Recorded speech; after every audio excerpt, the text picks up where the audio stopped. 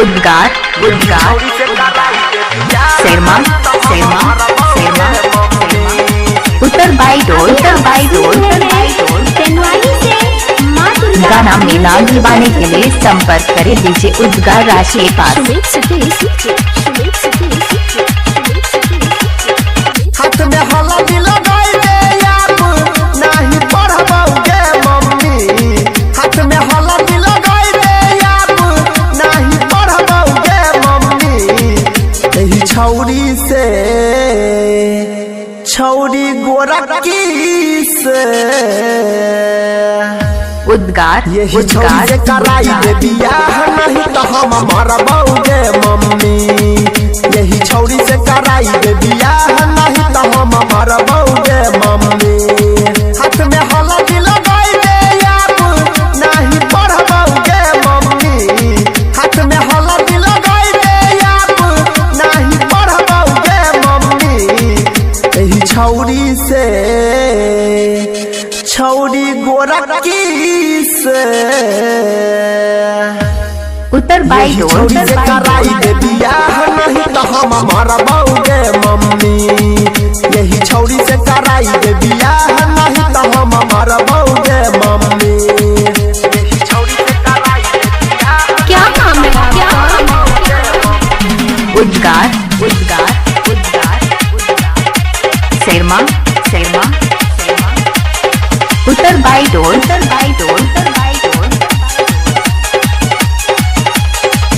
पापा जी से जाके मम्मी तू गे बताबे, ओ करे से शादी करबै जाके समझाबे। उत्तर बाई डोर पापा जी के जाके मम्मी तू गे समझाबे, ओ करे से शादी करबै जाके तू बताबे। करबै माना के लोग ओकरा हम भगबोगे मम्मी, करबै माना के लोग ओकरा हम भगबोगे मम्मी। एही छौरी से उत्तर बाई डोर उद्गार छौरी से कराई दे बियाह नहीं तो हम मरबोगे मम्मी। यही छौरी से कराई दे बियाह नहीं तो हम मरबोगे मम्मी। अभी आप सुन रहे हैं शर्मा शर्मा माँ दुर्गा म्यूजिक की प्रस्तुति।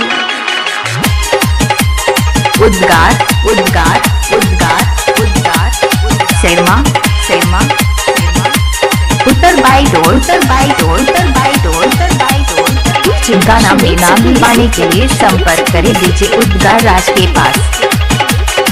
लव करे छियै मम्मी बतिया तू मान ले, अनिल के बियाह के पुतहु के घरे आन ले।